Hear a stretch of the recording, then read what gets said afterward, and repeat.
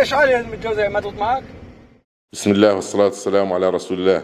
في هذا اليوم الجمعة 28/4/2023 ومن خلال المتابعة والبحث تمكنت إحدى دورياتنا في حركة تحرير والبناء التابعة للفيلق الأول من إلقاء القبض على السائق الذي أقدم على تصوير مقطع فيديو بنفسه ونشره على وسائل التواصل، ويقوم بالتحرش بإحدى الأخوات الفاضلات مع تلفظه بعبارات مسيئة للآداب العامة تعبر عن وضاعة أخلاقه وقلة مروءته، وسيتم سوقه للشرطة المدنية بجنديرس أصولا لينال جزاءه العادل.